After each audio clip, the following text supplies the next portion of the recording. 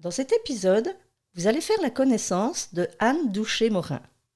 Navigatrice en mer, cheveux au vent, elle va vous raconter son parcours capillaire. Anne Douchet, sage-femme pendant plusieurs années en milieu médical, elle trouve ce monde trop intrusif. Alors elle décide elle-même d'accompagner les femmes de façon naturelle à se relier à leur corps et leurs émotions depuis leur périnée. Ce plancher pelvien dans lequel beaucoup de choses se jouent en nous. Alors je vous invite dans cet épisode à un doux voyage en vous et avec nous. Alors suivez-moi. Le cheveu fil de l'âme, le podcast qui tisse des liens entre vos cheveux et vos émotions. Préparez-vous à voyager au cœur de vous-même pour une exploration profonde des racines émotionnelles qui se cachent derrière chaque mèche. Chaque semaine, je viendrai vous parler de mes différentes rencontres, parfois ponctuées de témoignages, et je vous aiguillerai sur la reconnexion à vos émotions pour reprendre les rênes de votre vie et comprendre les messages au travers de vos coiffures. Bonjour Anne. Bonjour Marie-France. J'ai envie de faire un truc avec ton côté navigatrice parce que c'est vrai que tu es navigatrice en mer, sur ton voilier, mais comme ton périnée. Ton podcast s'appelle Voyage en périnée. Toi-même, tu fais un jeu de mots ou quelque chose avec navigatrice et périnée ou... Ah ben oui, si tu veux, c'est un voyage dans ses propres eaux profondes. Donc, Ok. c'est un côté, oui, bien sûr, c'est un peu voyage aussi en terra incognita pour la plupart des personnes. Oui, bien sûr. C'est pour ça que je l'ai appelé comme ça. Super Anne. Ben voilà, si tu veux, tu vas déjà nous parler de ton podcast parce que c'est à cet endroit-là qu'on s'est rencontrés avec Marco Bernard. On a fait connaissance parce qu'on crée toutes les deux un podcast et le tien s'appelle Voyage en périnée. Est-ce que tu veux nous en dire un peu plus? Oui, ben voyage en périnée, tu viens de me poser la question, c'est pour moi un vrai voyage d'aller rencontrer cette musculature de nos profondeurs. C'est comme partir dans l'inconnu sur des océans. C'est nos océans intérieurs et moi j'ai exercé la profession de sage-femme pendant de très longues années et puis j'ai découvert que cette musculature du périnée, c'était un lieu de sécurité intérieure qui va bien au-delà de ce que l'on connaît et de ce qui est transmis par la médecine. Et du coup, ce voyage en périnée, moi qui navigue, pour moi, c'est quelque chose qui a la même énergie. Énergétiquement, voyager à l'intérieur de soi, c'est tout aussi passionnant ou effrayant, c'est tout aussi merveilleux ou angoissant que de voyager sur les océans. Waouh! Et en fait, j'accompagne justement de savoir naviguer dans cet inconnu et rencontrer une sécurité nouvelle.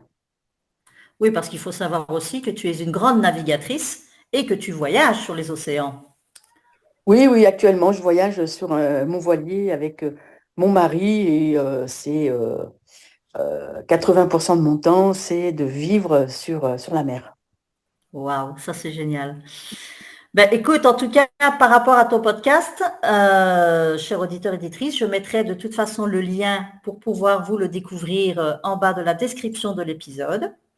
Et puis, ben, aujourd'hui, Anne aussi, si je te reçois, c'est par rapport à ta jolie chevelure blanche.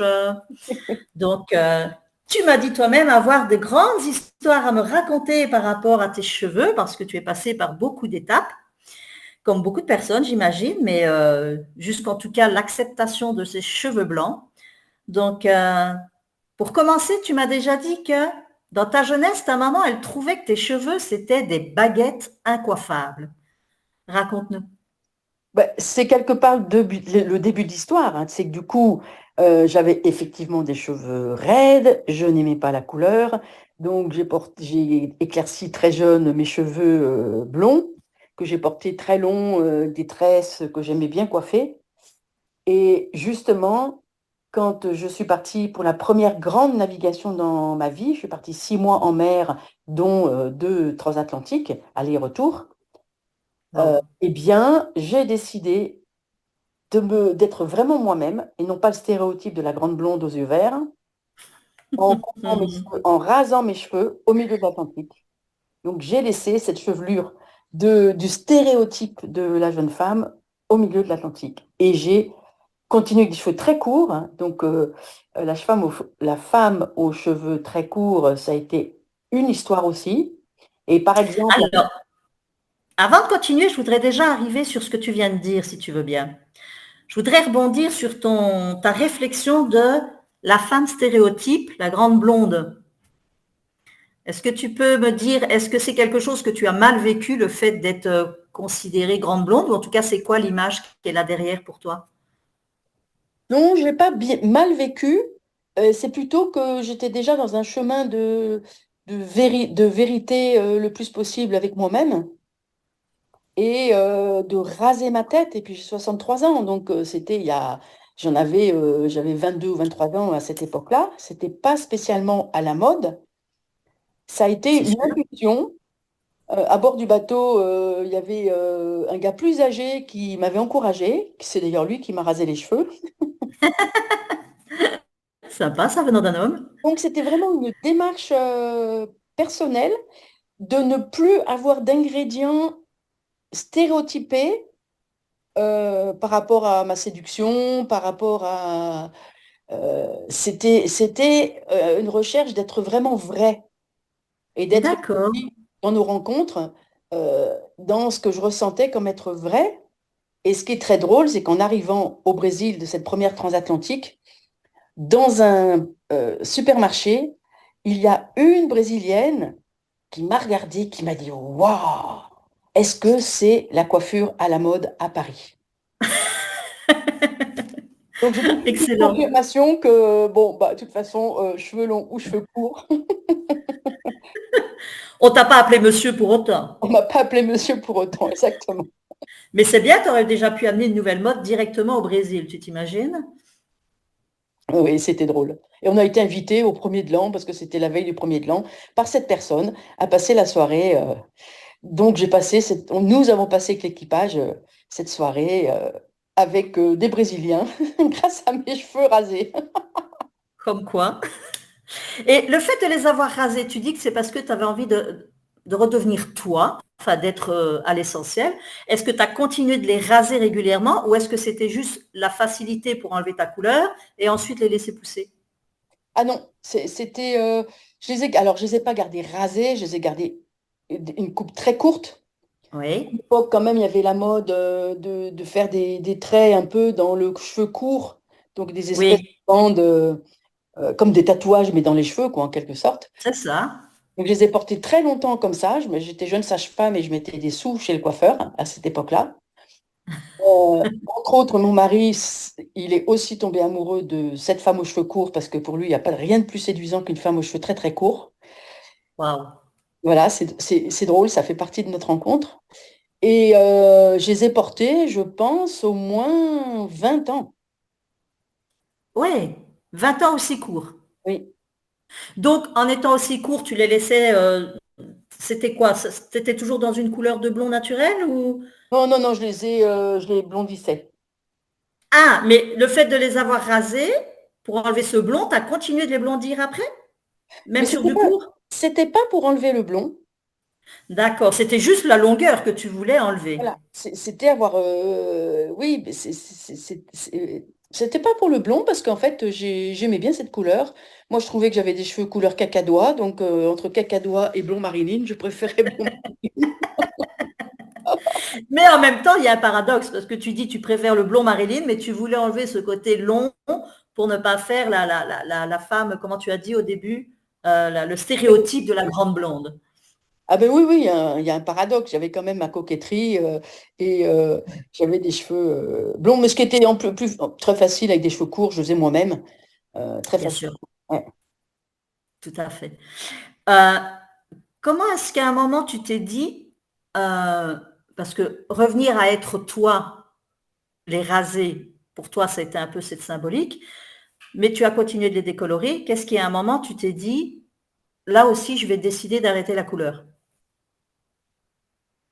Alors en fait, ce qui s'est passé, c'est que j'ai 4 enfants et à chaque naissance, il y avait une couche de cheveux blancs.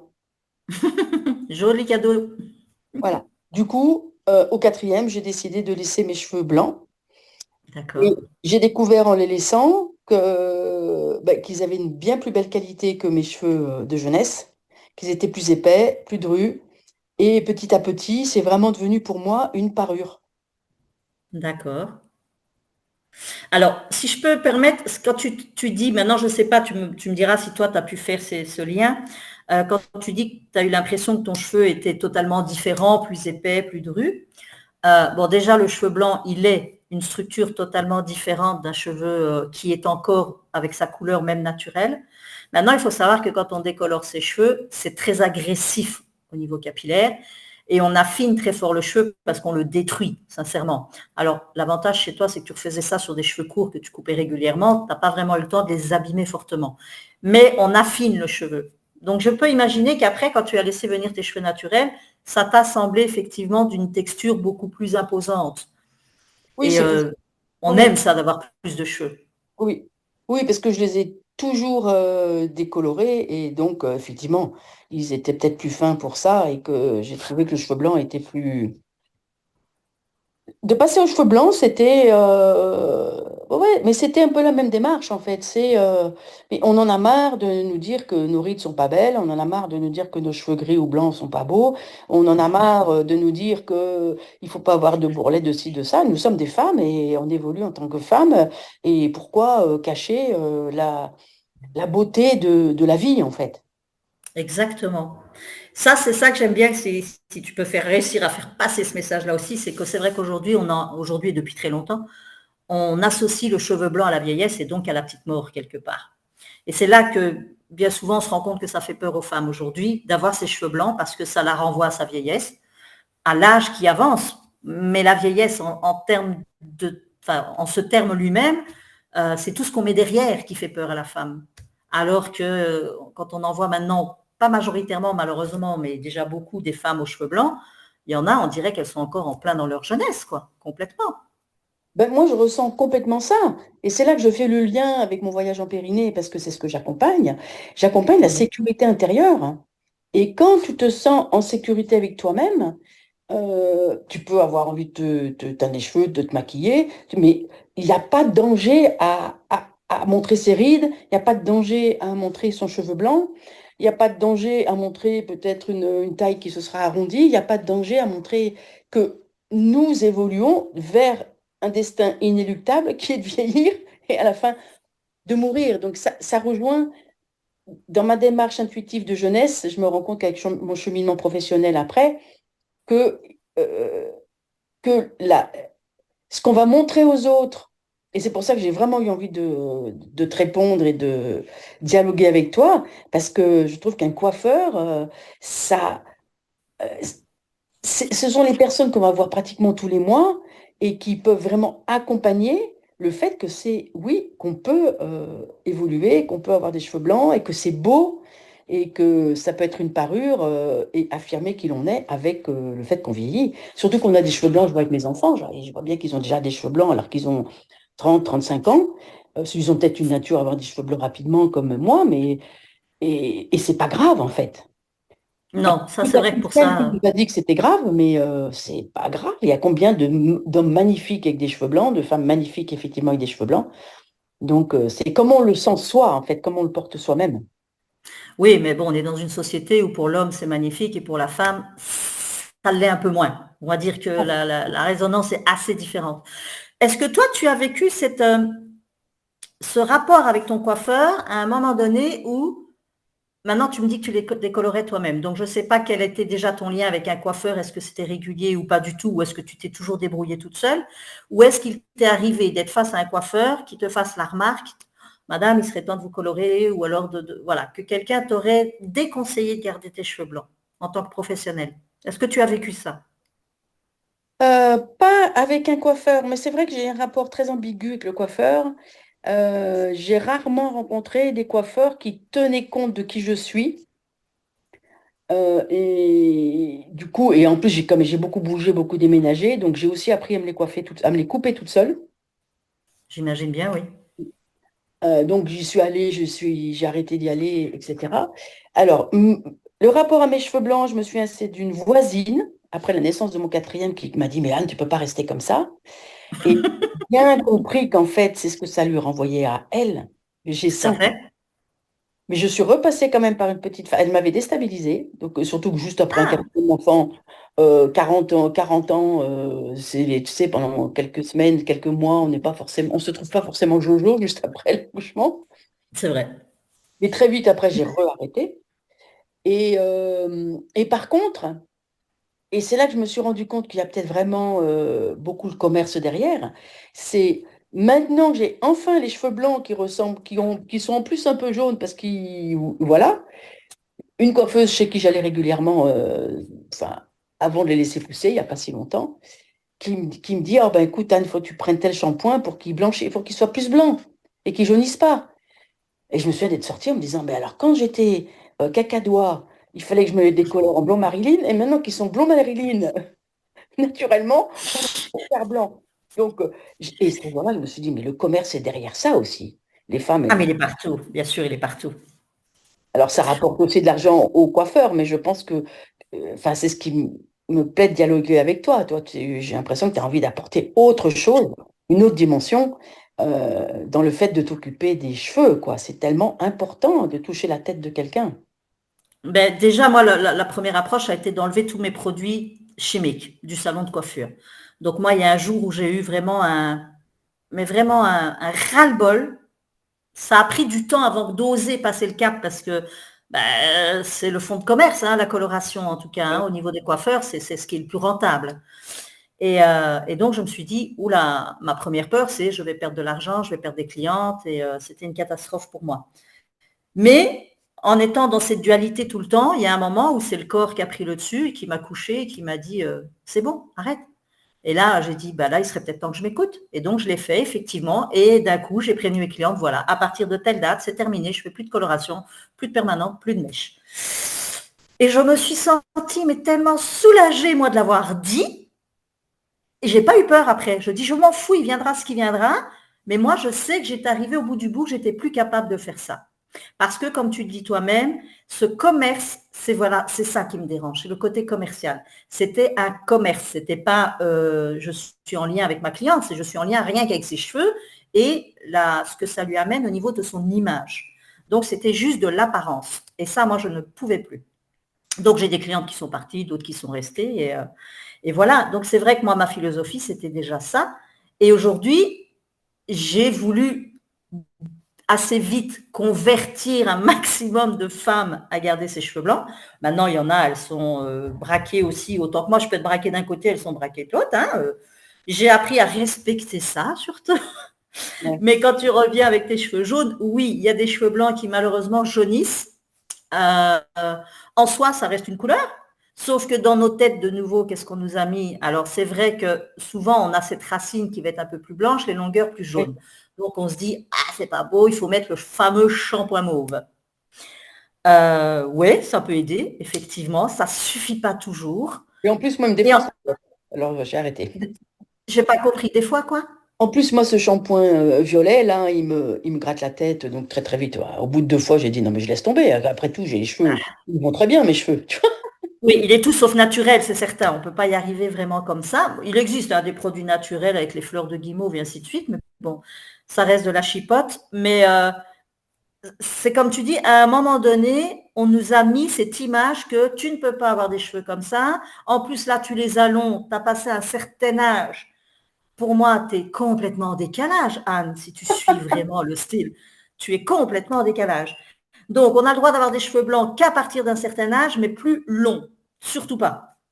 Donc, voilà. Et moi, c'est tout ça qui fait que mon côté rebelle s'est réveillé et j'avais envie de faire évidemment l'opposé de tout ce que le système nous renvoyait comme image tip-top de la femme.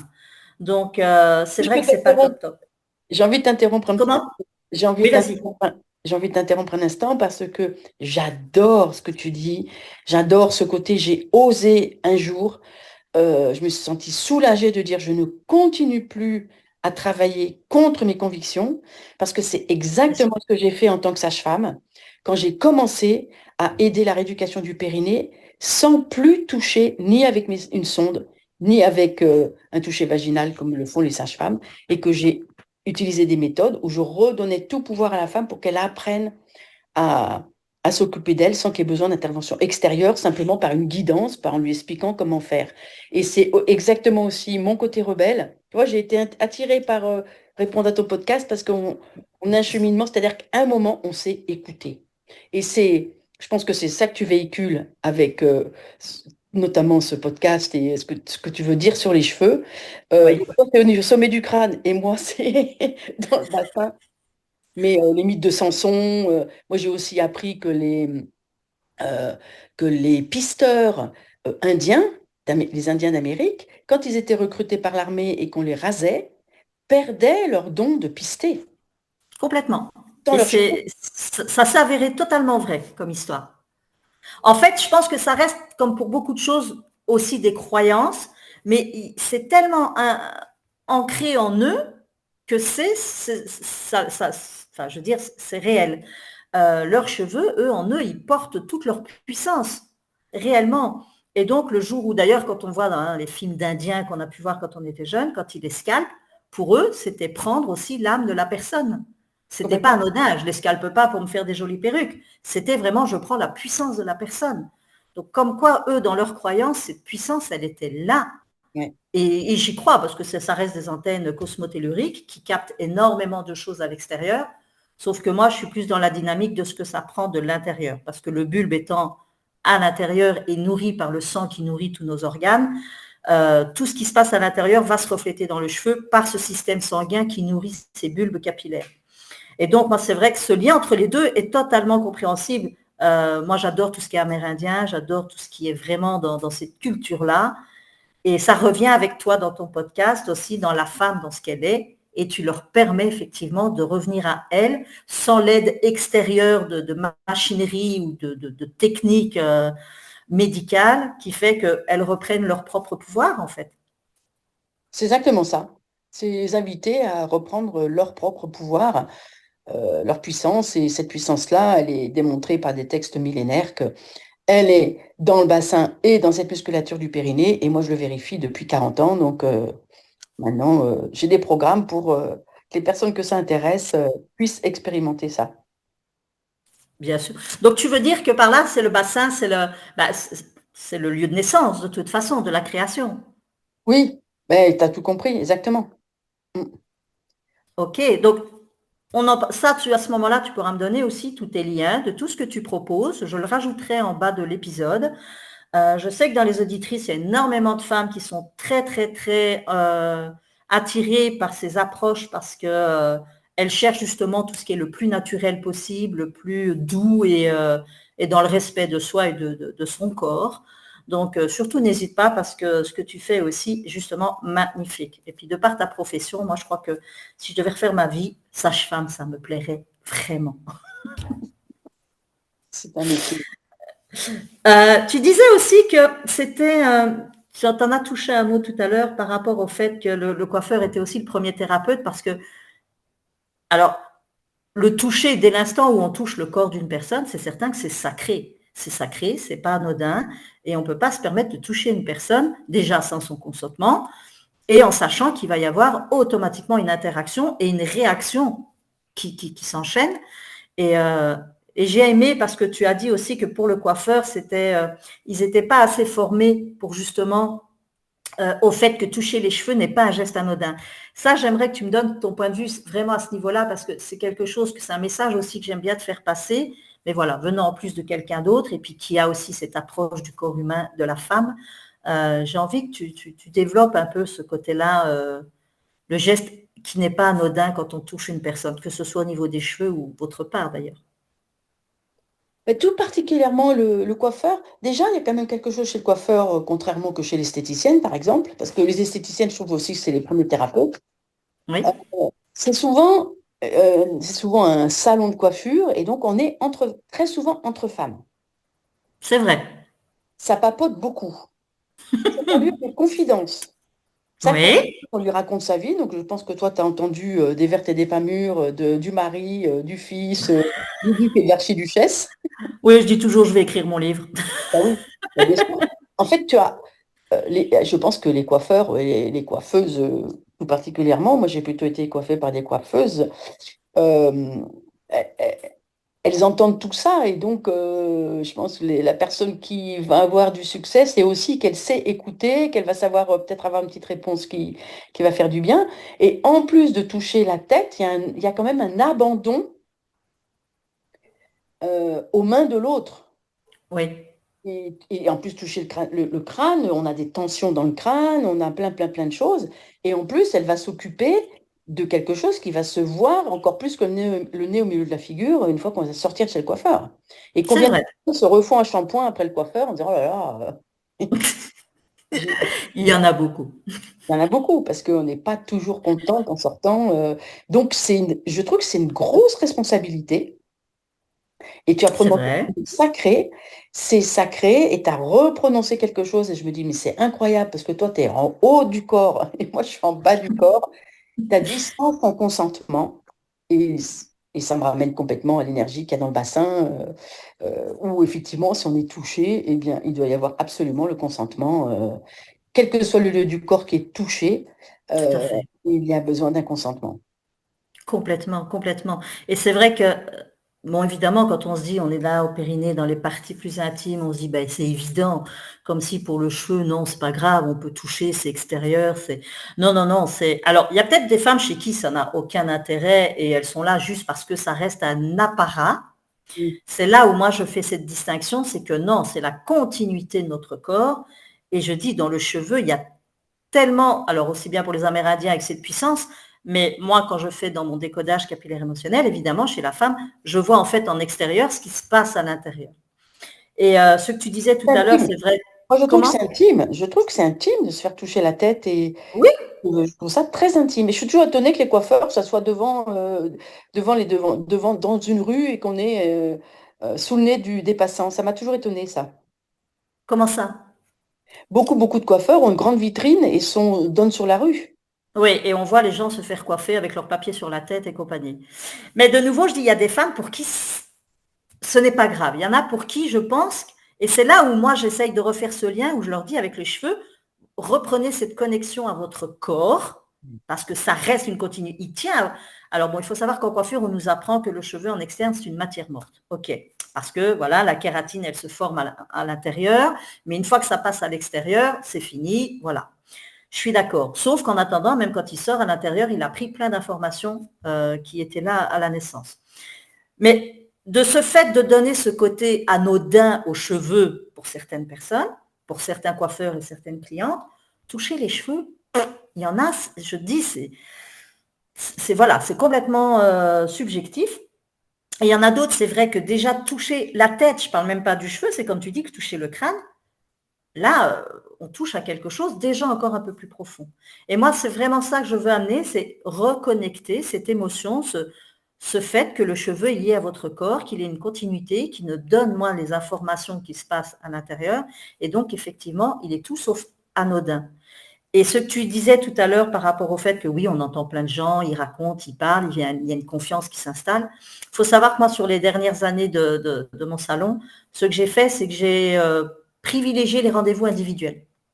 Donc le rendez-vous individuel pour justement être totalement en lien avec la personne pendant que je la coiffe. Parce que les salons, j'en ai fait beaucoup. Et dans mon propre salon où on pouvait se retrouver, même si je travaillais seule avec 3-4 personnes en même temps, parce qu'il y en a une qui pose, l'autre qui pose aussi, enfin bon voilà, c'était du rendement, soyons clairs. C'était du cancanage pour moi. Au bout d'un moment, ça devenait du cancanage. Il y a des gens avec qui on avait des conversations profondes, d'autres on parlait de la pluie et du beau temps. Sauf que là, une personne seule avec moi, ça ouvre à l'intimité, ça ouvre à la confiance, ça ouvre au je dépose. Mm. Donc c'est quelque chose où on se dit ah ouais, là je sens que je suis écoutée, entendue et plus respectée quelque part. On n'est pas juste dans du ah ça va ouais, enfin, tu Oui, vois. bah oui, oui. Donc et c'est ça que j'adore aussi de nouveau dans ce lien avec toi. C'est vrai. Alors il y en a qui vont dire ouais ça va, on va pas comparer des cheveux avec un périnée, mais si c'est le corps de Elles la. sont perchées les deux. Ah, on s'en fout, c'est pas grave, perché pour perché, on va y aller à fond. Non, mais c'est ce qu'on disait tout à l'heure. C'est ce côté sacré où on est sur le corps de la femme, on touche des parties d'elle. Le cheveu, même s'il y a une moins de sensibilité, mais dès que je suis sur la tête, effectivement, il y en a une. Et bah, c'est comme toi tu dis, c'est apprendre à se respecter et à écouter son propre corps et en faire un temple sacré, parce que c'en est un, quoi. C'en est un. Je suis étonnée de t'entendre parler et à quel point c'est le même langage. C'est-à-dire, et puis je suis en train de réaliser en t'écoutant que quand même le sommet du crâne, c'est le chakra couronne, Oui. en connexion avec l'univers. Alors là, pour les pas perchés, il faut peut-être plus écouter. Voilà. Et moi, Ils vont peut-être monter à l'arbre maintenant, tu vas voir. voilà. Et puis moi, je suis dans la base qui est plutôt le chakra racine. Donc en fait, avoir des racines et des branches. Et nos cheveux sont évidemment. Et tu vois, dans le fait de les repousser, de les faire repousser, ça fait très longtemps que je veux le faire parce qu'à un stage, une fois, j'ai une visualisation où je me suis revue. Enfin, c'est comme si le message que je recevais, c'est Anne, si tu veux vraiment pouvoir faire ton travail de, entre guillemets, chamane et guérisseuse, tu auras vraiment toutes les informations dont tu as besoin si tu fais repousser ta grande tresse de jeunesse. Ok. Une petite dizaine d'années que j'essaie de faire repousser, puis que j'en ai ras-le-bol, etc. Et je vois en ce moment, il y a quelque chose qui se passe dans le fait de les laisser repousser. Tu vois, c'est un message que j'ai eu et que j'accueille maintenant. Et tu le vis comment là maintenant avec tes cheveux longs? Parce que tu dis qu'il y a quand même des moments où ça te démange de les recouper, mais tu vis Non, ça comment pour le moment? cette fois-ci, je suis hyper heureuse. Je suis super bien avec mes cheveux qui poussent. Ok. Et là, je sais que tu vas bientôt partir en mer. Mm. Est-ce que tu risques d'être tenté de nouveau de les raser ou pas? Non, non, non. D'accord. Oh, ouais, là, c'est vraiment, c'est plus qu'une décision, c'est une. J'allais presque dire, j'ai pas le choix. C'est comme ça que ça doit être pour moi maintenant. Mais c'est génial. C'est cool ça. Mais tu sens que ça t'apporte quelque chose en plus, en tout cas. Oui, Ça, c'est chouette. Mais ça, j'aime parce que tu vois, c'est ça que j'essaye aussi avec les femmes, c'est quand je leur dis de reconnecter avec ses cheveux, c'est de comprendre les messages à chaque fois qui sont derrière. Parce qu'il y en a plein de messages à travers vos cheveux. Selon que. Alors, le but, c'est que vous n'êtes pas apte à vous regarder dans la glace en dire ah, mes cheveux, ils me racontent ça, ils me racontent ça. Non, c'est que. Et ça, tu vas pouvoir le faire, et je suppose que bah, tu l'as déjà fait moult fois, mais c'est quand le matin, la femme se trouve face à son miroir, évidemment, ses cheveux, ils sont comme ils sont, c'est un moment de se dire, OK, là, je me sens comment. Alors, c'est là où je dis, on va au-delà de l'image, et c'est pas, ah, je suis belle, ou alors, ah, je suis moche. On s'en fout. C'est quoi encore sur quels critères on est belle ou on est moche? De oui, nouveau, puis ça j'adore reste ce que tu très, racontes. voilà. Mais c'est comment je me sens. Là, je me sens comment avec mes cheveux. Là, comme ils sont comme ça. Alors après, il ne faut pas hésiter à aller dedans et les mettre en place, surtout quand ils sont courts. Mais quand ils sont longs, faut au moins les toucher, il faut les caresser, faut les avoir en main, il faut avoir ce contact physique avec pour se. Ah ouais, là j'aime mes cheveux. Et ça, c'est des exercices que je fais beaucoup avec mes clients pour voir c'est quoi leur lien réel et profond avec leurs cheveux. Et là, J'adore. quand moi je suis ton parcours, je me dis, tu l'as vécu, quoi. J'adore ce que tu dis. J'adore ce que tu dis. C'est tellement.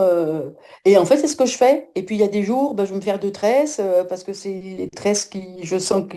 C'est comme si mon cheveu me disait aujourd'hui, j'ai besoin d'être tressé. Alors, après, si je veux naviguer, par exemple, que je mets un chapeau, je vais me coiffer. Effectivement, si j'ai mis une queue haute, par exemple, sous un chapeau, ça va pas être pratique.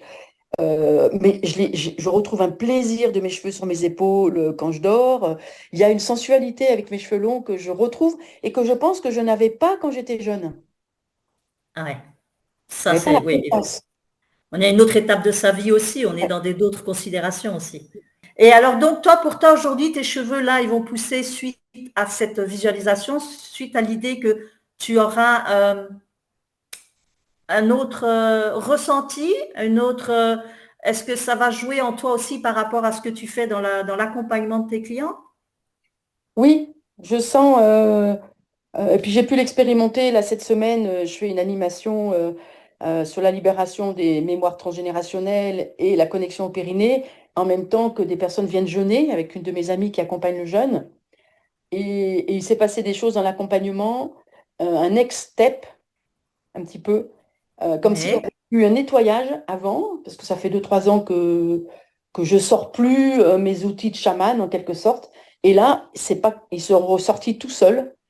Ça s'est mis en place tout seul, avec des personnes, a priori, pas spécialement prévenues par cette façon de travailler. Et ça s'est fait de façon complètement fluide. Donc, en quelque part, sorte, tu vois, je suis en train de vérifier ces jours-ci, quoi, que oui, il s'est passé quelque chose. Et je sens que, en tout cas, mon cheminement par rapport à ma chevelure n'y est pas pour rien. Super. C'est mes antennes qui s'activent? Est-ce que c'est moi par rapport... Voilà, mais peu importe, enfin, je me C'est préoccupe un pas. tout. C'est un tout. De toute façon, on peut pas séparer l'un de l'autre. Et oui, oui, exactement, je ressens, je cherche pas des explications forcément très précises. J'ai suivi Non. mon, j'ai suivi mon ressenti, et puis cette fois-ci, le fait de les faire pousser, c'était simple, c'était facile. Peut-être parce que j'étais en bateau et que, bah, écoute, si on me voit avec une chevelure décoiffée en bateau, je sais pas vraiment, c'était plus facile. Voilà. Cheveux au vent, ça doit être bien quand même. Oui, oui. C'est quoi ton rituel shampoing, enfin ton rituel soin capillaire? Comment, à quelle fréquence tu te laves les cheveux? Avec quoi? Est-ce que tu les sèches après ou pas? Est-ce que tu peux m'en dire plus sur ton rituel? Alors, rituel, c'est peut-être, Alors c'est peut-être un grand mot, j'ai envie de dire tes habitudes. oui, c'est un côté où peut-être je néglige un petit peu. J'ai des habitudes d'utiliser des shampoings très naturels, plutôt bio, etc., depuis très très très longtemps. D'accord? À Euh, quelle fréquence? alors, ben justement, tu vois, je suis en navigation en bateau depuis 2 ans et je les lave j'ai besoin de les laver beaucoup moins qu'avant, alors qu'avant, D'accord. je les lavais minimum tous les 2 jours. Ok. Et maintenant? Et maintenant, bah, ils réclament beaucoup moins. Et c'est quoi, tu penses? L'iode, enfin, c'est quoi l'air Ben, marin? je pense qu'en mer, on est quand même moins dans la pollution citadine. Effectivement, Donc, il y a oui. ça. Bon, le fait quand tu te baignes dans l'eau salée, il se passe aussi des choses. Par contre, je les coiffe beaucoup. Je prends mon temps de les coiffer, enfin de les brosser. Ok. Après quoi? Quand ils sont secs, après les sécher ou comment? Et principalement, sauf si vraiment il fait froid, que c'est l'hiver, etc. Mais sinon, je les, je les Sèche. essore avec une serviette et je les laisse sécher naturellement. D'accord. Et alors, c'est quand les périodes où tu te dis que tu les brosses souvent?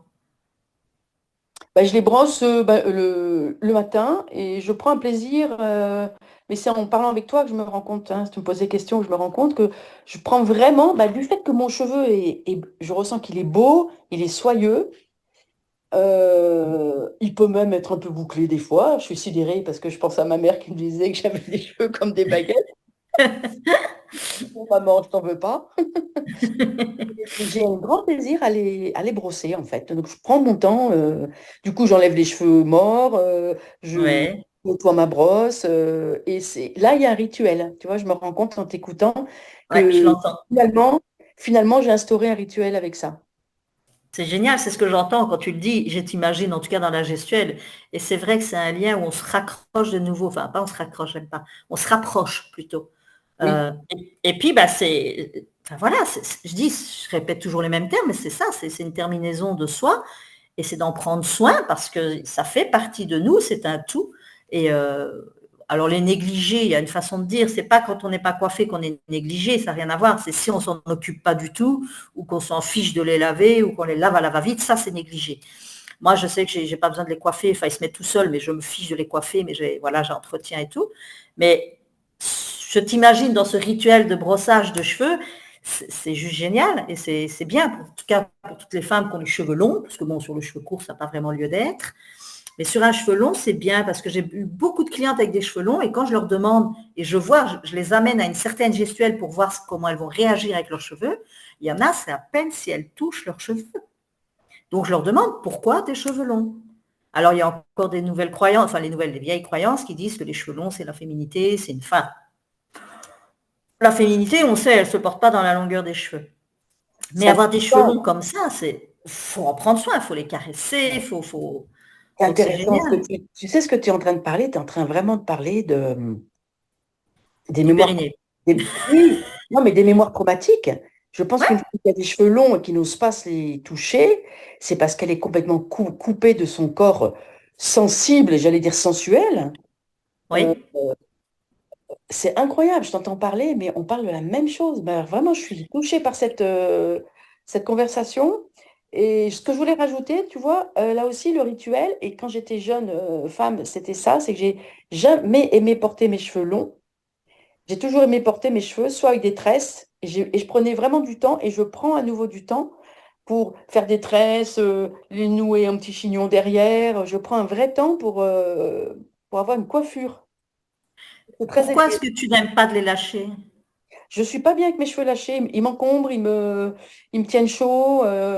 J'aime pas du tout les porter lâchés dans le quotidien, à part pour dormir ou à part. Et même pour dormir, je me rends compte que très souvent, je les laisse attachés.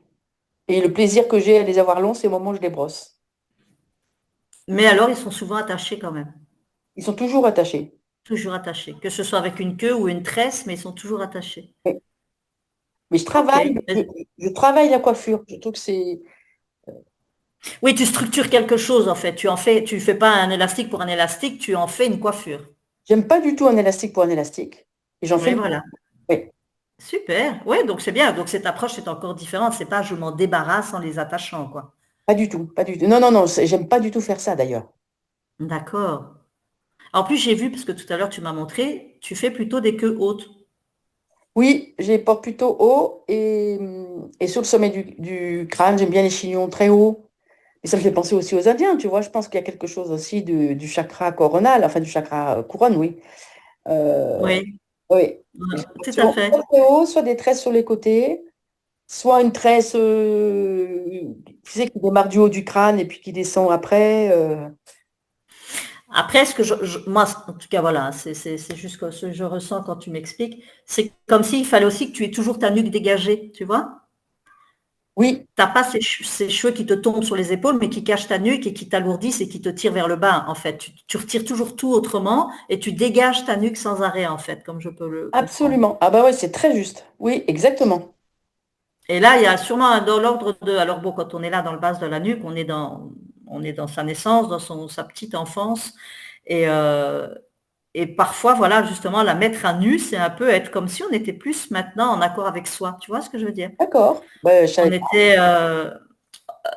On n'a pas envie de cacher quelque chose. On peut montrer ses arrières sans avoir peur, comme si on était plus dans sa vulnérabilité. Tu comprends? Ah, qu'est-ce que c'est intéressant, mais dis donc, ah, mais oui, mais tu fais un décodage Ah. Oui. Et moi, Mais je voilà. vois l'attitude des femmes actuellement avec leurs cheveux longs, à toujours les toucher, à pas les amener derrière les oreilles, à faire attention, on sent qu'il y a un geste très, euh, très, Il y a une signification derrière, c'est sûr. ouais, bah, c'est passionnant ce que tu Oui, c'est souvent, mais c'est très inconscient hein, pour la femme. Hein. C'est ça que je dis. Moi, j'aime bien de l'amener à jouer avec ses cheveux pour que je vois comment elle les positionne, comment elle les met, comment elle s'en sert, comment elle les touche, l'approche qu'elle a avec eux. Et toi-même, bon, la manière de les coiffer. Alors, c'est pas ça que je ressens chez toi, mais pourtant, bien souvent, quand on est beaucoup dans tout ce qui est de l'attachement et d'aller remettre l'élastique et de les maintenir, il y a une. Alors, tu me diras si ça te parle, il y a une forme de contrôle derrière quand même. Contrôle, mais dans ta vie en général, hein, pas spécialement sur tes cheveux. Tu vois ce que je veux dire? C'est quelque chose que c'est comme si tu avais besoin de maîtriser. Alors, je ressens pas du tout ça. D'accord? Mes cheveux sont pas maîtrisables, hein, ils ont beau avoir une Je tresse. parle pas de tes cheveux, hein? Je parle pas de tes cheveux là. Tu Je parles parle de de toi dans ta vie en général. contrôler. Euh, on va être dans quelque chose dans peut-être où j'ai besoin d'avoir un certain contrôle dans ma vie pour être comme pour me rassurer. Tu vois ce que je veux dire? Le fait d'attacher tout le temps les cheveux, d'être serré comme ça, soit il y a un lien où tu as besoin de garder un lien d'attache à quelqu'un ou quelque chose, ou c'est une sorte de contrôle. Je sais pas. Parce que je les ai portés tellement longs en les laissant sécher sans jamais ni les coiffer, se coiffer tout seul. Et, pour moi, je sais pas, ça, pour le coup, ça me Non, parle. ça peut, non, tout à fait. Je dis, il y a plusieurs approches. Après, moi, c'est toujours difficile comme ça. C'est mieux quand j'ai le cheveu dans les mains ou qu'on voit la personne et qu'on discute. Mais il y a quand même quelque chose de maintenir, de garder la main dessus, tu vois. Ouais, peut-être. Bah, écoute, je vais réfléchir à Mais ça. c'est pas par rapport à tes cheveux, hein. Ça se Oui, montre oui. dans tes cheveux de la main. Mais dans ta vie en général, peut-être que ce soit dans le couple, dans la vie professionnelle, dans ta vie, Ouais, dans bah, ta écoute, vie. je vais réfléchir. Enfin, je vais laisser dire cette information, c'est possible. Mm. Mais voilà, après, il y a plein d'autres situations. Alors, tes cheveux blonds, ça me fait rire parce que c'est comme tu dis, ça fait un petit peu le paradoxe de quand tu étais jeune où tu dis, j'en ai marre de cette grande blonde, on va tout couper. Et puis, en fait, ben, ça te rattrape. Ouais, ouais, T'es complètement. blonde. Et bien, t'es blonde naturelle en plus C'est maintenant. bon naturel maintenant. Il y en a qui diront t'es jaune, mais non, t'es blonde. Ouais. C'est tout. Après, voilà, si tu les aimes comme ça, c'est le principal.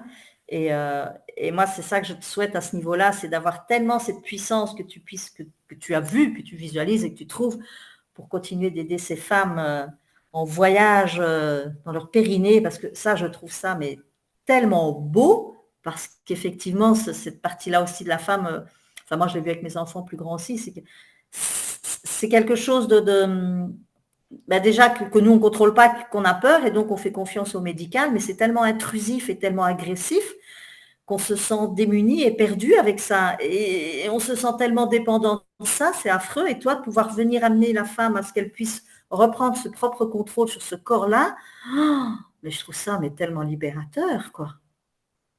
C'est libérateur, c'est vraiment libérateur. Oui, je commence à avoir beaucoup d'expérience, que ce soit dans ma vie de sage-femme et maintenant avec mes programmes.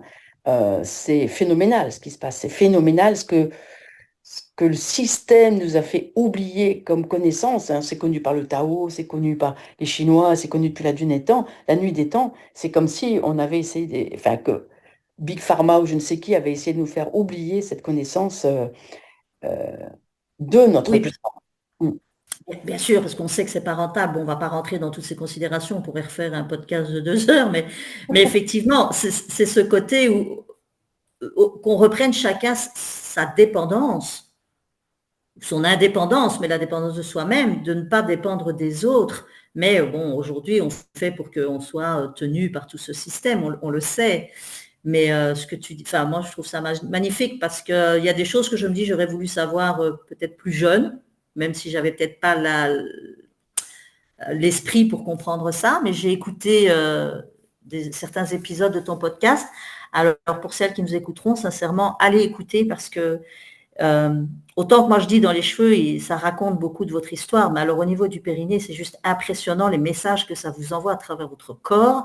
J'ai écouté tes histoires où à un moment tu parles de la femme qui ne se sent pas du tout aimée par sa maman, qui se sent rejetée, le fait d'avoir eu un enfant décédé, le fait enfin tout ce qui se passe en soi, c'est impressionnant ce que ça laisse de traces. Oui, oui, Et impressionnant. là, tu l'expliques tellement et tu permets à certaines femmes d'aller comprendre ce cheminement et de se dire, OK, et des choses qui en général ne leur appartiennent pas toujours. Ça vient je veux dire, c'est générationnel. C'est transgénérationnel, oui, très très souvent. Oui, oui, oui.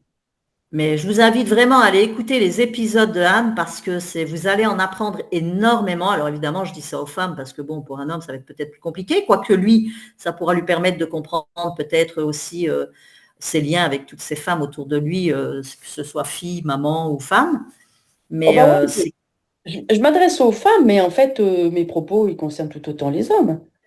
ben Euh, c'est ça, il est temps qu'il s'intéresse à tout ça aussi pour comprendre comment fonctionne le corps de la femme parce que c'est très complexe. Ils sont quand même passés par le corps d'une femme pour venir au monde, hein, donc de toute façon, ils sont concernés largement. Oui, ça, eh ben ça, je trouve ça génial ce que tu dis. Je pense qu'il faudrait le rappeler plus souvent. Ah C'est ben, les vrai. femmes qui accusent les hommes de tout ceci et cela, c'est quand même les femmes qui mettent les enfants au monde et qui les élèvent. Donc on a aussi notre part, même si quelqu'un fait absolument le mieux qu'il peut avec les cartes qu'elles ont dans les mains, mais Tout à fait. je suis pas très adepte de tous contre les hommes, c'est tous des idiots ou des Ah, connards. sûrement pas. Ah, au contraire. Non, non, non. Moi, je pense, de toute façon, on a besoin des uns des autres. Et, euh, et c'est vraiment, je veux dire, même la femme, si elle enfante, elle ne va pas enfanter toute seule, ça c'est sûr. Mais non, non, il y a des hommes qui, pour ça, je trouve qu'ils sont mais, tellement sensibles à ça. C'est super beau. Et il y en a beaucoup. Mais bien Moi, je sûr, trouve ça magnifique. tout à fait. Maintenant, c'est à la maman aussi d'éduquer son fils dans cette image-là, quoi, hein, sans en faire quelqu'un de trop sensible et que on jugera après autrement et par des noms vraiment ridicules. Mais bon, voilà, c'est une société encore qui a un peu du mal à mettre tout ça en place correctement, en fait, dans le respect de chacun. On y participe tous et je trouve ça magnifique ce que tu fais comme travail avec là notre entretien. Je suis complètement Ah ben, fan. c'est super gentil, merci, merci. Et je te retourne le compliment parce que, voilà, de nouveau, je vous invite tous. Je vais mettre en lien donc le podcast de Anne. Et puis Anne, n'hésite pas à m'envoyer les liens pour les formations, tout ce que tu proposes autour du périnée, de la femme. le corps sacré et tout ce qui est en lien avec ça. N'hésite pas, je pense que beaucoup de personnes seront très intéressées. Et puis moi, ce que je te souhaite, c'est beaucoup de puissance dans ta belle grande chevelure blonde naturelle, parce que je sais Merci. que tu pars bientôt en mer, n'est-ce pas? Oui, oui, je repars en mer. Euh, la semaine prochaine, je repars en navigation. Ok. Et donc, tu fais tes enregistrements de podcast sur l'eau alors? Oui, oui, oui. C'est C'est génial. ouais. Ah là, tu es dans un endroit, mais hyper nature. En nature, c'est parfois pas si simple pour enregistrer parce que les personnes aiment bien qu'il y ait un peu le bruit du bateau, mais s'il y a trop de vent, ceci, cela, ça me met des.